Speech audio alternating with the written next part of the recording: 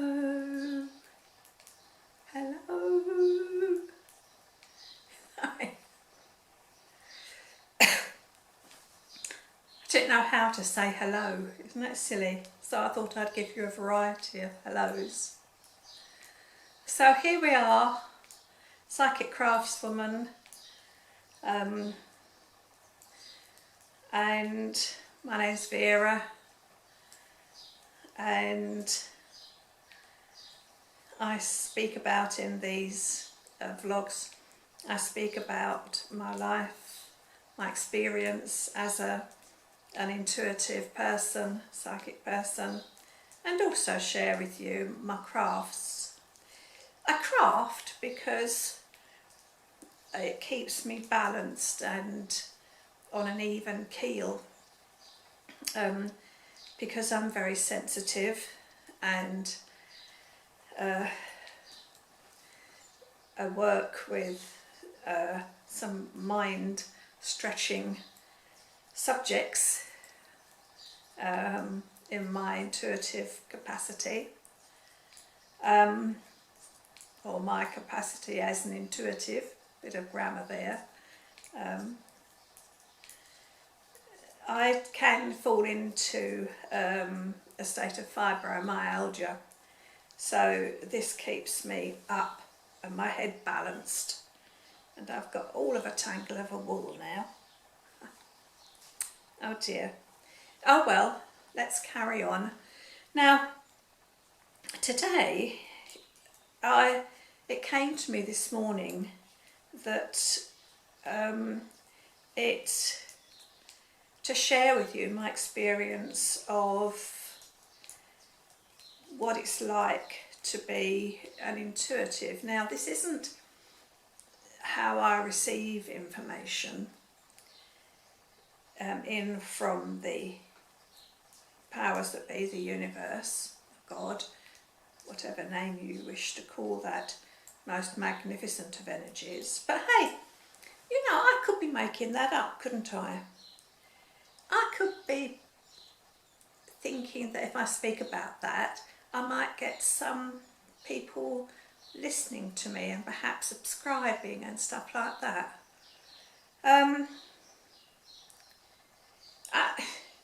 This does stretch the mind, the subject of being psychic, and when you can receive pictures, hear voices, and let your voice be channeled through by other powers. So, first of all, you know, is there something beyond us? You know, we've seen the films where the producers or the makers, that the filmmakers make up all sorts of nonsense about their paranormal, creative paranormal, which means anything that they would like to put on screen to make a film, which is going to scare the living daylights out of us, because we like it. Well, I don't, but you folk out there do. They're big money spinners, these scary films, and some of the sci-fi films are equally as scary, and it's made to be scary because they've got to earn money. They want money out of us, you. I can't watch those films because it disturbs me at a deeper level. So, and I would suspect that it disturbs a lot of you folk out there in a deeper level, but you don't realise it. For instance, after you've watched one of those films, are you jumpy? Are you, has it gone into your subconscious to make you scary or more afraid? And it will squash your intuition, your sensitivity. Because you know, your intuition is a built-in safety mechanism.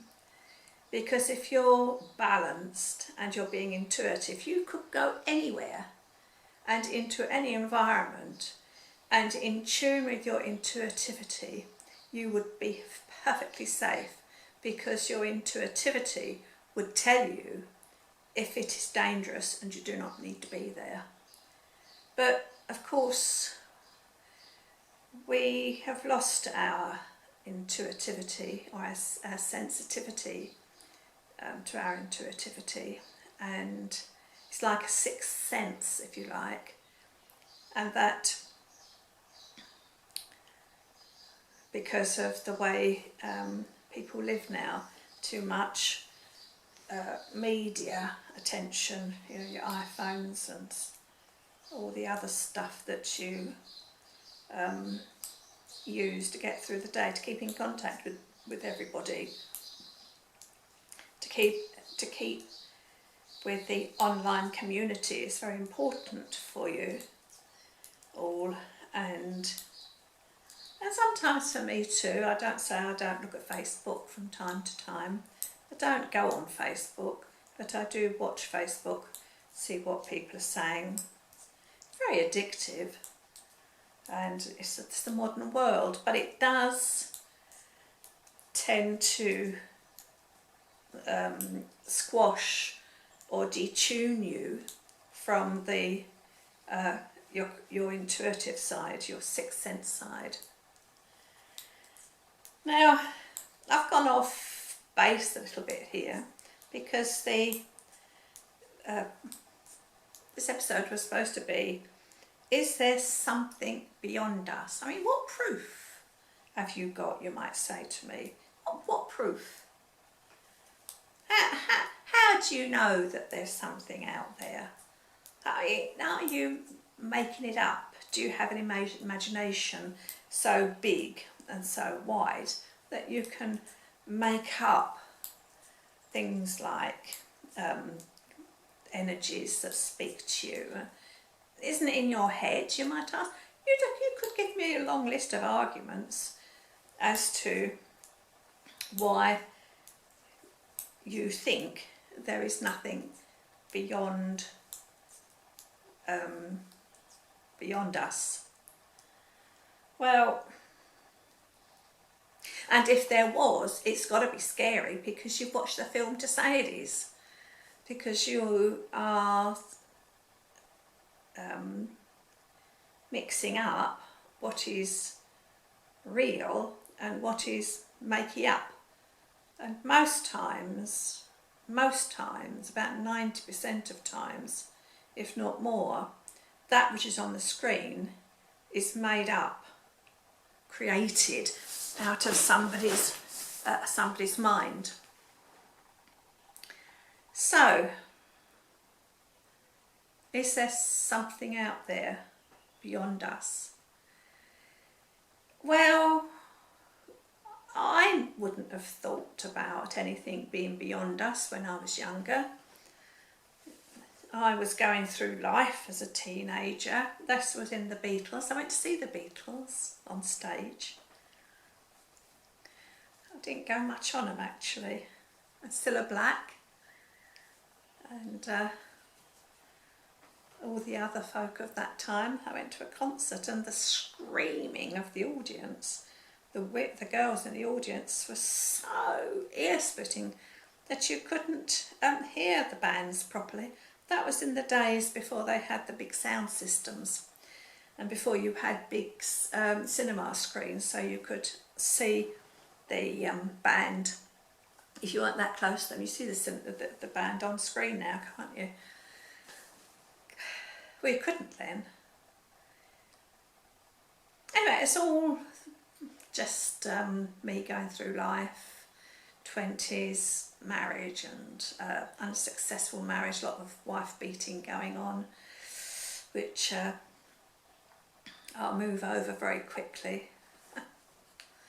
So into my 30s, and then all of this time there was never any thinking to suggest that there was anything beyond me as Vera, me as this is my person, this is me, only me, there is no one else. I will say, apart from the vague idea, the vague search I had for a larger being, I don't know, I wasn't saying I was looking for a religion because I'm not religious, but I did feel a search for something. So I must have felt some sort of idea or have some sort of feeling that there is something else. But then I think all of us as human beings, or all of you as human beings, want there to be something else. I think all of us have this within ourselves, the feeling that there is something. I mean, unless you've been very hurt by life, and then you will feel very alone, and alone as in nothing out there at all, no one, nothing else out there. The world outside you is like a cold block of ice, and your emotions are very cast down into yourself because of the pain that you've had, emotional pains you've had from life. So, well, that sort of person is, you let me know who they are and I'll send out my prayers to them. I'll put them in my healing book. And anyway, so I was woken up. Now I'm not going to tell you today how I was woken up. I'm thinking I might leave that to another time, because this is about, is there something beyond us? And in my middle 30s, things started happening to me that eventually proved beyond a shadow of doubt that there is.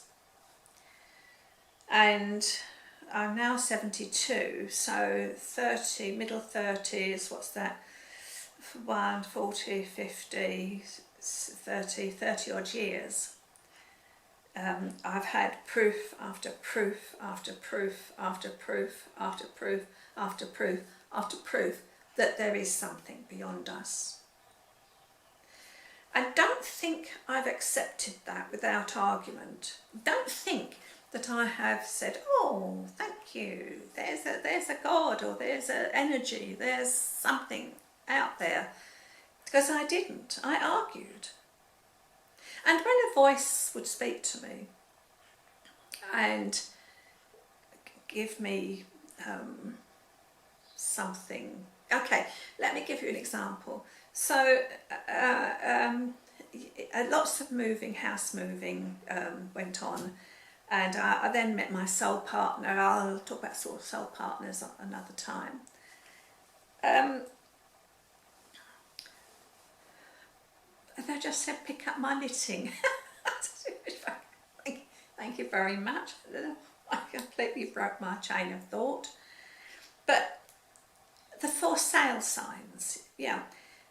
When me and my third partner, a lot of water's gone under my bridge with relationships. It took me a long time to get it right in a relationship.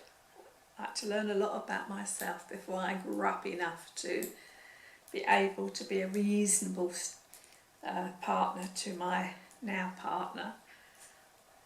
I find I've actually managed 20 odd years with him, bless him, and we've grown very much as a team. But we're not going to talk about that. I'm not going to wander off topic.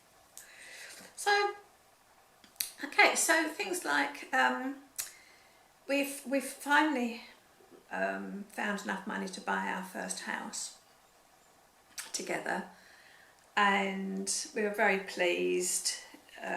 It was his first house, and I'd had several houses by then, lots of changes of address, and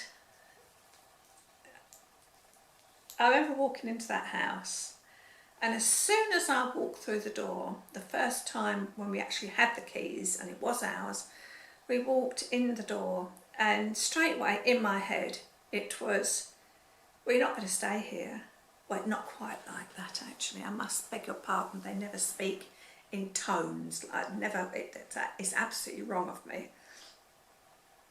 It was because it's not that the voices aren't without, they don't have a tone like I'm talking to you, like I've just said, well, you're not going to stay there. They wouldn't say it like that because they don't, well, that it just doesn't, excuse me, this silent voice. Anyway, the silent voice said to me, you won't be staying here. I find it hard. I was a bit miffed, as you might say, because I thought, oh, don't say.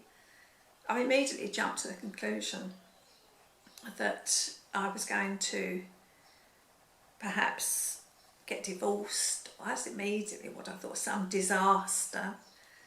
I'd had a very up and down life up until then. I think I was in my 50s. So lots of turmoil, all gave me learning lessons, which were very valuable. But anyway, that wasn't very happy with that news. I didn't say, oh, thank you for telling me that. Thank you. So, because I got miffed, and I said, why did you tell me that? Why upset me? Why? I don't need to know that.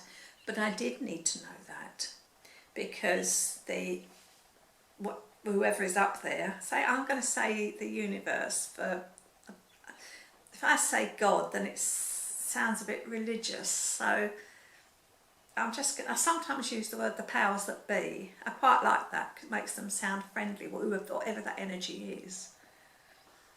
So I wouldn't have gone into that house and thought, because it was in that first rush of, oh, we're together, we're going to have a good life, this is our home.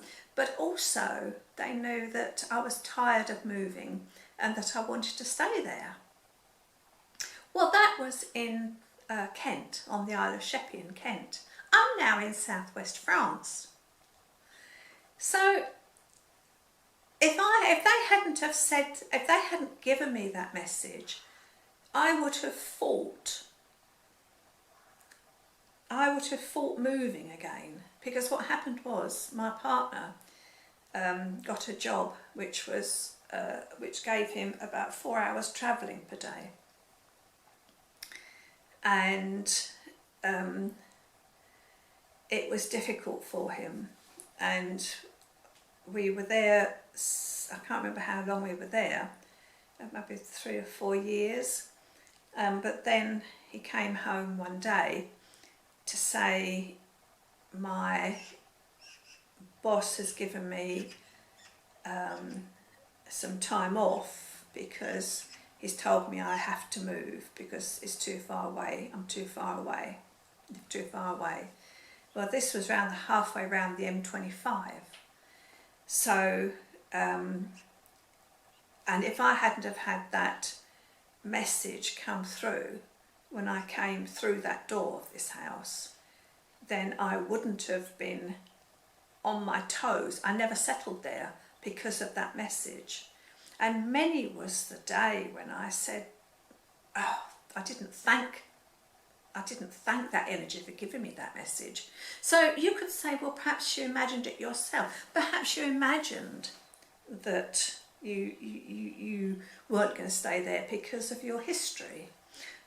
Yes, I would say yes to that, but only if I'd have felt that message come after a week or two of being in the house, not to have that message come through as soon as I came through the door, when we just got the keys and we were so busy looking at the house. We hadn't even gone through the house at that point. So I would say that was definitely incoming from that's something which is beyond us. I was doing readings by telephone by then. I found I was recommended by someone to a company that did telephone readings. I was recommended for a telephone reading, and I liked them because one-to-one readings, face-to-face readings were difficult for me because I was so sensitive by then that I was starting to absorb people's attitudes and behaviours when they sat in front of me and a message would come through which they didn't like, so they'd go, oh, I don't want that, I don't know, I don't think so. They would argue with me, and that was difficult for the way I work because I have to be in tune to that which is beyond us, to be able to receive the information to pass on to the person who is I was trying to help by giving a reading. So the telephone readings were a lot better for me because I was able to be in my own space and could shut the call down if the person was being difficult and giving me bad energy because they didn't like what was being said, or I found the level of incoming messages for that person at the end of the phone was far wiser. Now in the middle, now we put the house up for sale, and it sold within a day, within 24 hours. So then it was, where were we to go?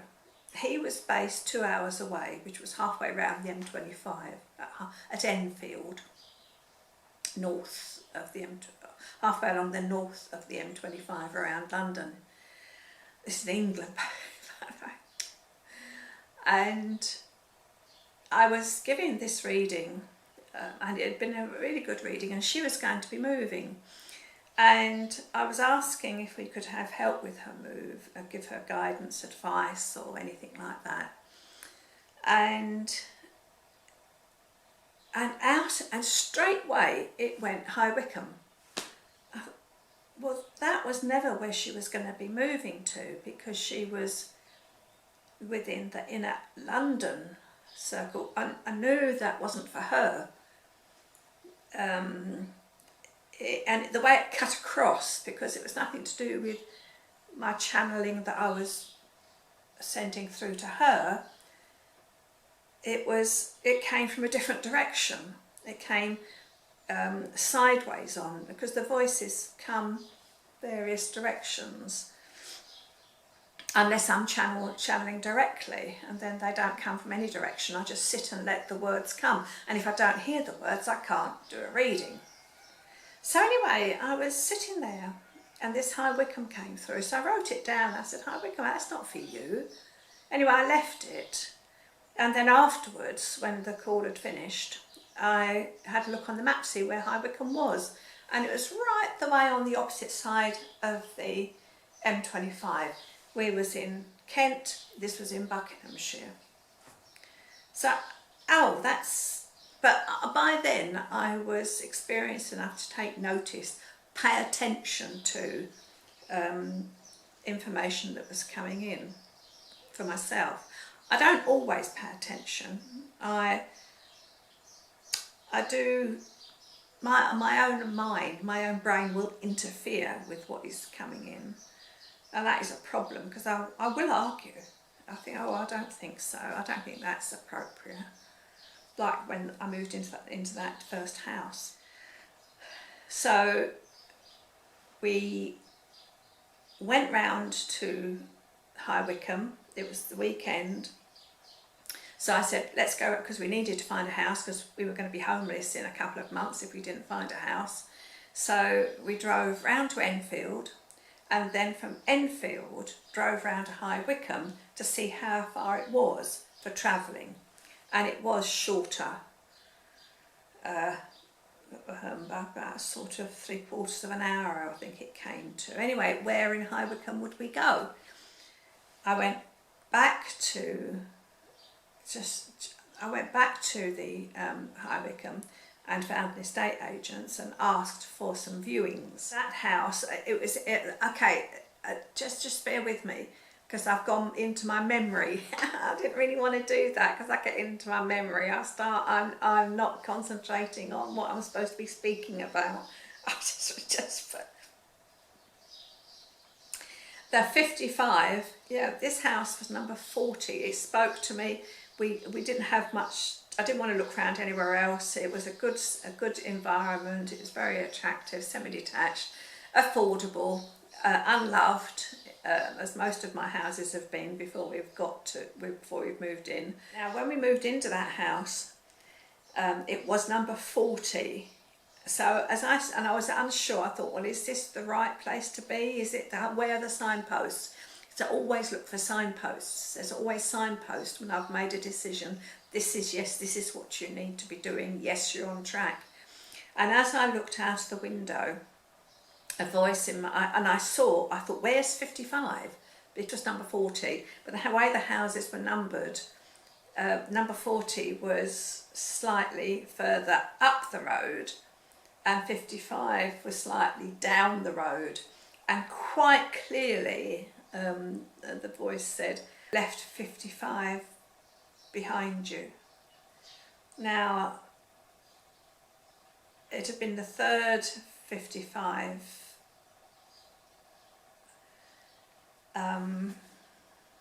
I needed the proof because I'd had my first house, after I got divorced from that first husband, the one who was violent towards me for various reasons, that was number 55. And then when I left that, I went into a flat which was number 55, and then that third house, first house we bought together, that was number 55. And I resisted the 55s, the second 55 and the third 55, because that's a bit much. So I learnt through those 55s that to look upon them as signposts, that was the next stepping stone in my life with the 55. So I learnt to accept. So when we moved to High Wycombe, and number 40, I thought that it wasn't right, because I was looking for the 55 again to say to me, this is the next step in your pathway. But 55 was there, but down the road, and I didn't need that signpost anymore, because several years later, I was coming up the road after walking the dog, and I looked across at our house and I saw a for sale sign in front. It wasn't in real time, our time, it was there. It was a big signpost, and it was there but unseen. It was coming through clairvoyantly, and I thought, oh flipping heck, I can't, not again. I was quite happy there. It's the lovely surroundings, beautiful woodland, beautiful park. We could walk to the town centre. Everything there was what we wanted. Nice house, plenty of space. I had a workroom. I had a office room. Lester had his own room. We had a room. We had 4 bedroom, a big house. Very, very, very happy there. But not as happy as we were going to be, because then the signpost came up. So where was that coming from? I had no intention of moving again, no intention whatsoever, because it was something beyond us. But preparing me again, prepping me, because then I was starting to be having ideas put into my head about coming to France. I didn't want to go to France. I didn't want to, we'd never driven abroad. I'm not a global traveller. I don't want to travel. I was quite happy in England. I was a post-war child, so I'd grown up through the good times that England had. It's kind of slipped about a little bit now, but I was in the traditional England, the villages and quaintness of England was still very much there. And the quiet lifestyle, that changed as the 60s and 70s and 80s rolled on. But it was I was an England forever person. Very, very much so. Fly the flag type of person. Good old Victorian girl, almost. But I didn't want to go to France. Where? I don't think so. I'd never been in an aircraft up until then, apart from a little rickety thing which took us out to one of the islands in Scotland, but that doesn't count. I've never been on a plane to go to Spain or even America. You know, it wasn't my thing. So I didn't want to go to France, and I resisted. But the idea kept on being put in my head. So where was that coming from? I didn't want to go. And I kept pushing it away. And then the idea came in. Then it's like messages being posted in your email box or your Facebook box, you know, or your media box, Instagram. Bing! Psst. Have the dog vaccinated for rabies. I don't want to do that. Ping! A few weeks later, have the dog vaccinated. Right? I don't want to do that. Ping! And that's that kept going on. So to get it out of my head and give me some peace, I thought, oh well, I'll get Bullion done. So I got him passported, just in case we went, having no intentions of going.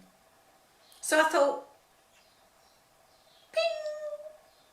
Where would I go in France then? I think I might start up on the coast, Normandy or something like that, not too far, hop across the ferry, have a couple of days along that north coast, and then we're done. Bing! Tours. What? I said, what? Now I had a friend who was down in the Charente. She was quite a long way down. I had no intention of going down there at all. Too far. Foreign country, foreign roads, drive on the wrong side. I don't think so. We had a camper van, so we could just go to camping sites, but don't think so. Bing! In it came again. Tours. So I'd look on the map, and it's it was about a quarter of the way down, and it looked fearsome. I don't want to do that. We won't do that. Get on and do something else. Bing! Kept on coming in. Kept on coming in. Push it away. Kept on coming in. So what was that? Give me a reason why that could be. Was it my subconscious wanting to go abroad? Was it my subconscious giving me the information of exactly where I needed to go? I don't think so. Because I didn't want to go. I didn't want to go across the sea. I didn't want to go, and that was it, full stop. So this went on for quite some time, until eventually I thought, oh, all right, then I'll give in. So I responded to one of the pings and thought, right, where should we go? They'd given me tours, so I thought, right, we'll go there. Find a camping site that's in that area, book the camping site. We had a holiday due. We'll go down for a couple of days, a couple of weeks, and then that's it. France will be done. Only it wasn't. Not at all. Not at all.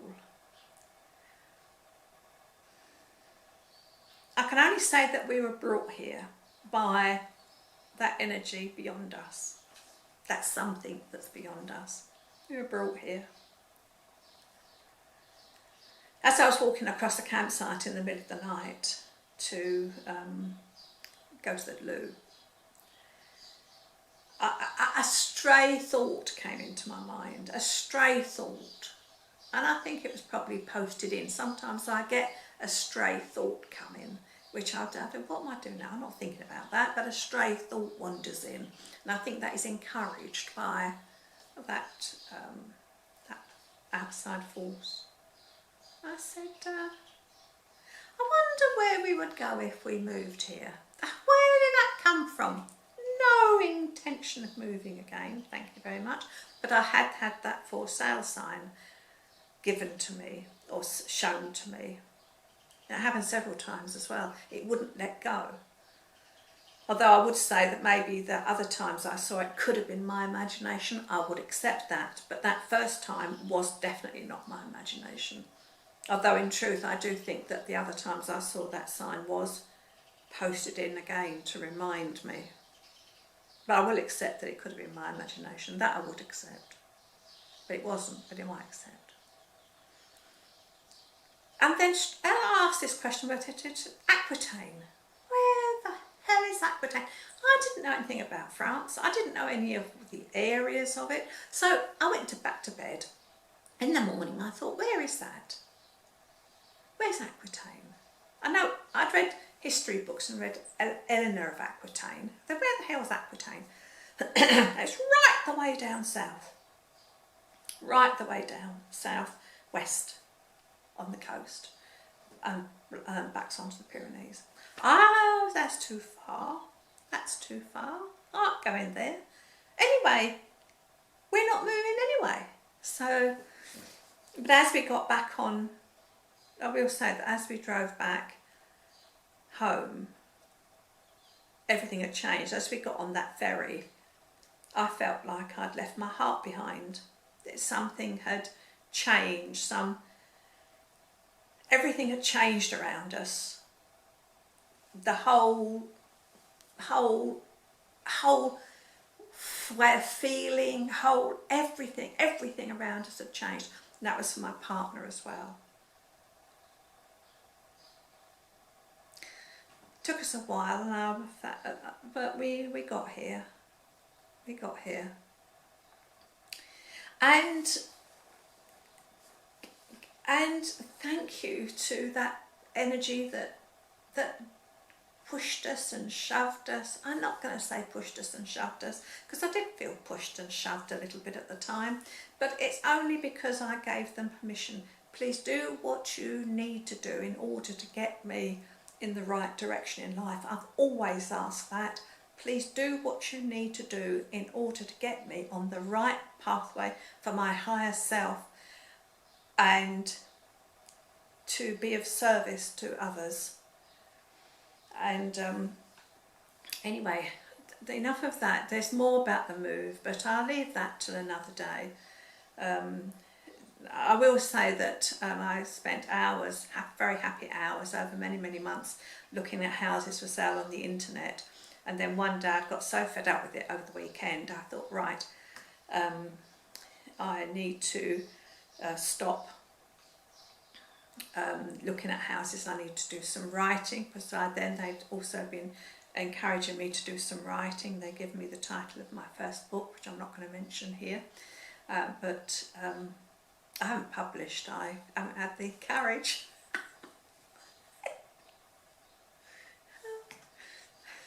That's another thing. But they got me writing by various ways and means, so bless them. And because we are a team, I am a team with that which is beyond us. Is there something beyond us? Yes, absolutely. There's so much in my life that has proved to me. And plus, I wouldn't have been somebody who channeled readings for people if I hadn't have had complete and absolute faith that what I was doing, what I was channeling was the right way to channel. Because if I couldn't hear those voices speaking to me, then I would not pass on any message. I would say, I can't hear anything, sorry. I would say, I've got to cancel the reading, there's nothing there. I would not make anything up. And I think that reflected in the way my my own life was as well. So I do have proof. And I will say, with passings, I did have a time of learning about people passing over, and have proof that there is an energy that is in us and which moves away from us when we pass over, because that energy goes back to, returns to that which is beyond us. I could be saying that, couldn't I, just to keep you thinking, oh, that's nice, that's good. Yeah, it's the truth. And there were several passings, but one in particular, I used to work for a care home for a while, and I came in one day on a late shift, and one of the elderly patients was in the passing over room. They used to put them in a special room by the front door, so when they are dead they go out quick. It was that sort of care home, commercially run and very unpleasant, but I did my best for them, for the people in there for the time. I was sacked eventually because I was too kind, would you believe? Anyway, this chap was really having problems. He didn't want to pass over, and he had his hand up like this. No, I don't want. No. So I knew that he was seeing. I don't know who he was seeing. I don't know what he was seeing, but he was.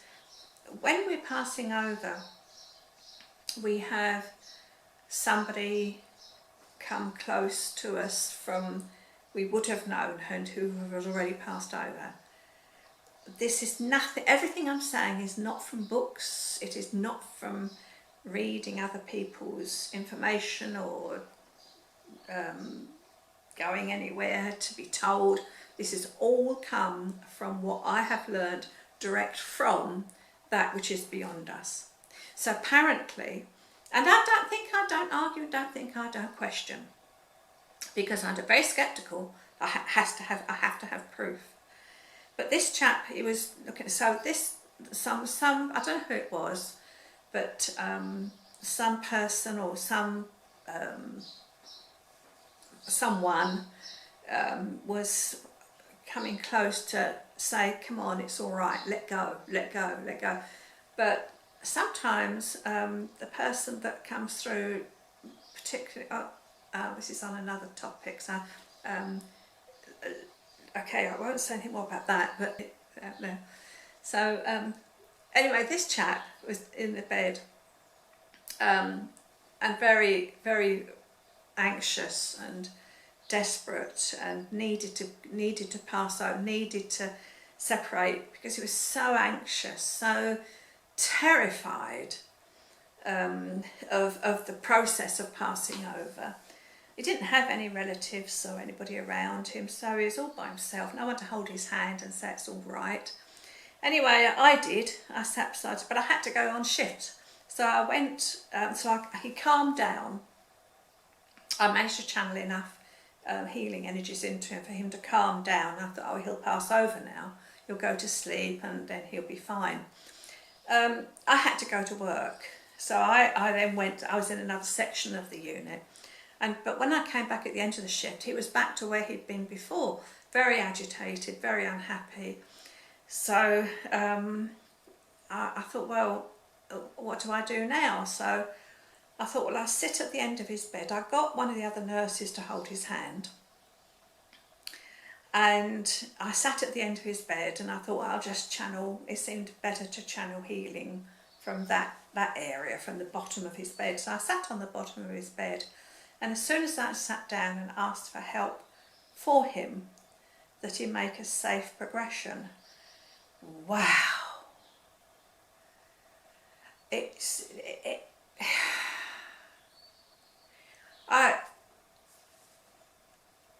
His energy, his soul energies came out of him, through me and up. It was like whoosh. And it's gone. Just like that. So that proved ever more to me that there is another energy out there who receives us when we are no longer here. I wouldn't have imagined that. I was too busy looking at him to try and ask for channeling for him for him to be at peace. So needed him to be at peace, bless him. And to have that happen means that there is something beyond us. What that something is an entirely different subject, because it is to do with energies, and energies is terminology, electromagnetic energies and all that things, and it's complicated. It's another dimension. I sense it, but I don't. You can't describe it. How do you describe the air? You know, I'm looking out the window here, and how do I describe the air? It's made up of chemicals and everything, but I can't see them. It's just air. It's the same with that which is beyond us. So much more that I could speak to you about, but I think I've probably worn you out by now. That's if you're still listening to me. But, you know, if you have anything in your life which it doesn't seem, I'm not going to use the word weird, because I'm going to use the word unusual. If anything happens unusual, like things happening over like my number 55 signposts for those houses, things like that. Because there'll always be signposts to help you. What am I saying? I'm saying that there is the same, I mean, I'm not saying that you're going to have people's souls passing up and through you, because by then I was very, very well experienced. This was in my 50s, very, very well experienced, and I've been trained by other experiences to be strong for that experience. I'll speak about that another time. I think I've probably gone on enough. But just because I am aware of the way that force, that energy speaks to me and everything, doesn't mean to say that it wouldn't speak to you as well if you listened. You just have to pay attention. So then I'm saying, don't be afraid, don't be spooked, because if you've probably watched spooky films, you know, where there's so much paranormal, invented paranormal stuff coming at the heroes and heroines on that film, your training from the media will make you nervy about hearing and voices and that. So they won't speak to you. They wouldn't speak to you, and this energy, which is beyond us, would not come close to you like they do with me, because I've been trained over the last 30 odd years, bit by bit by bit by bit, and I've accepted what has happened. I've accepted when they've spoken to me, if they call your name, you hear your name called, and it's okay, you're not spooked. You remain steady. Okay, she's all right about that. We'll take them the step forward.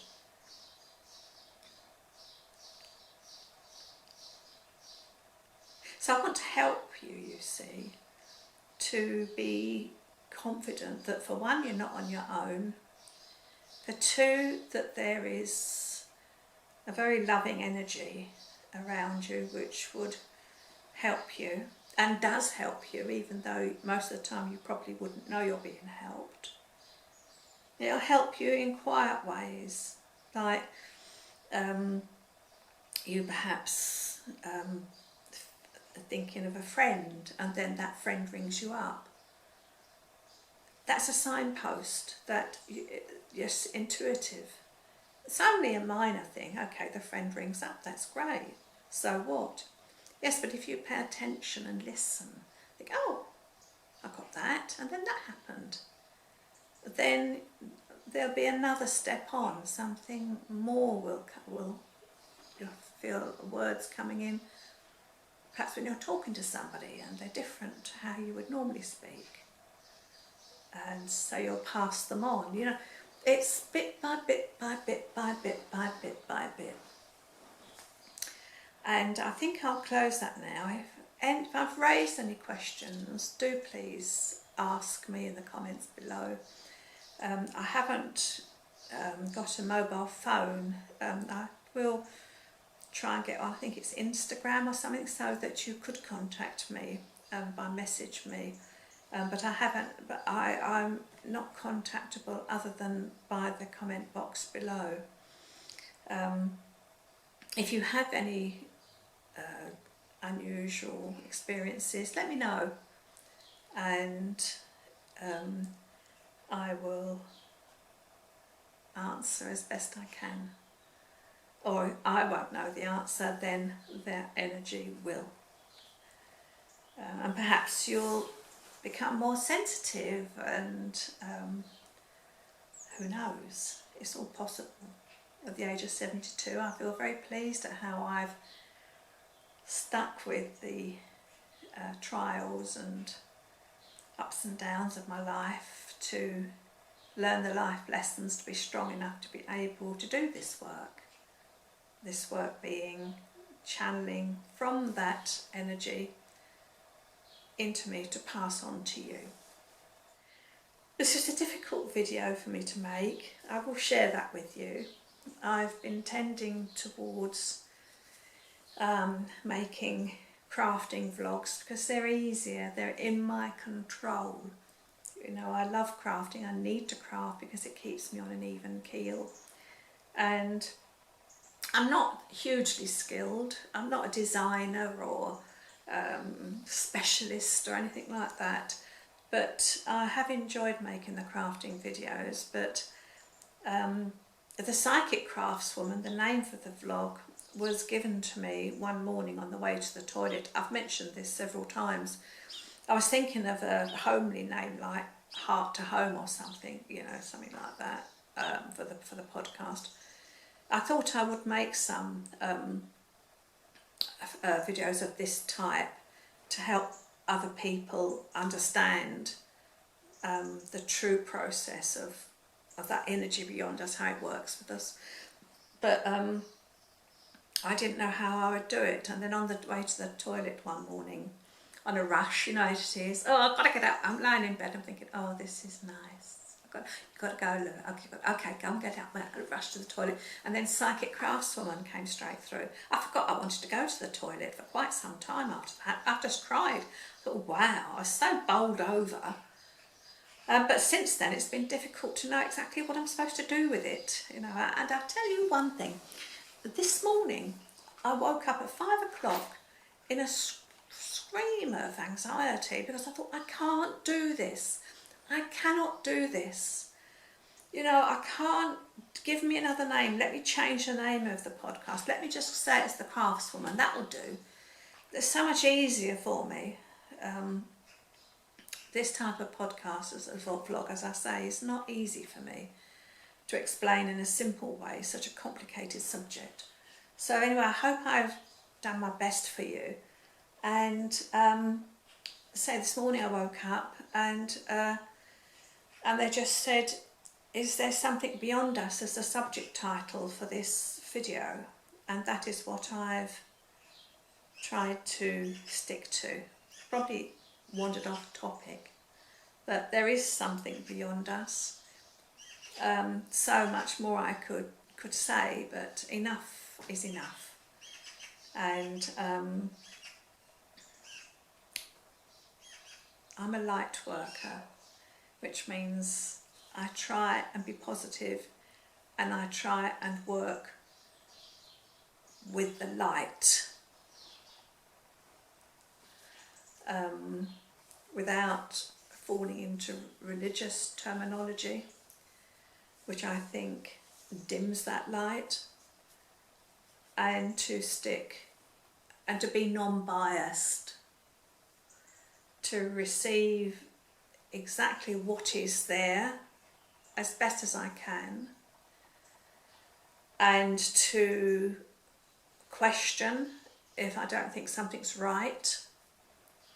Although I never question channeling when I'm channeling, because it's such a strong force when it's coming through, and my experience tells me when that is right, and then when I'm putting my own thoughts into channeling for somebody, then I know that as well, and I stop.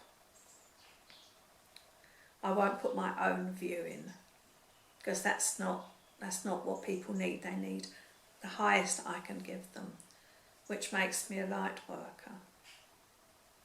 I don't call myself that much in public. I use the term psychic. I don't like it. I don't know what else to call me. Light worker, a bit more comfy, a bit more modern. Psychic suggests gypsies, although I am Romany. I track back about 3 generations to proper Romany, no horse and cart Romany. And yeah, that's beside the point.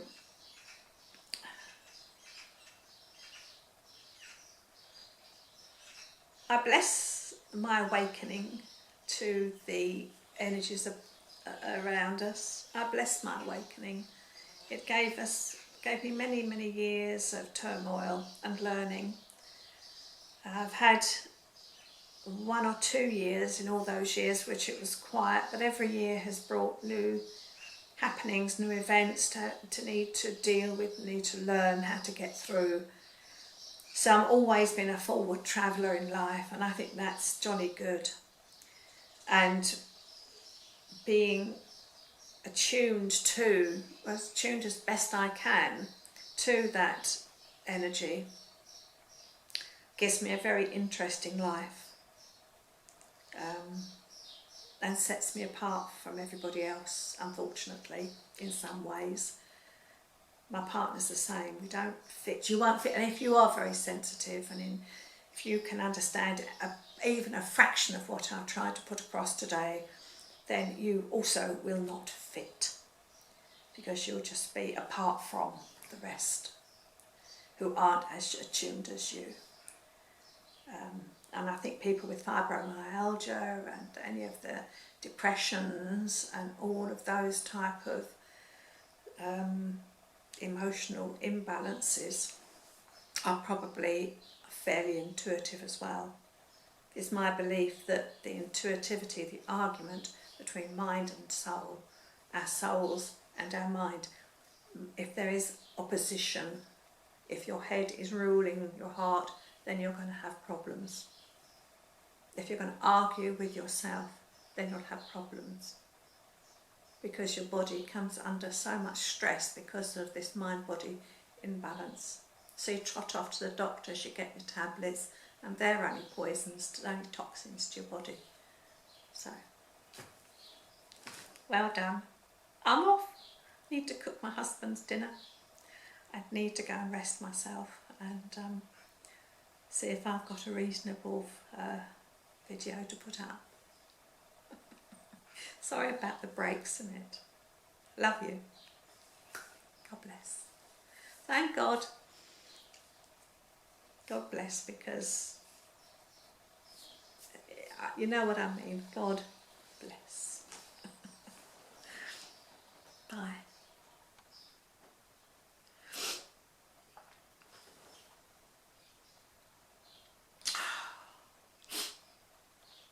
Dear.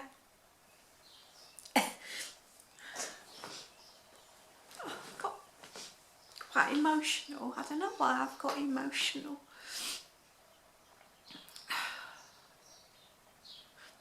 That's silly.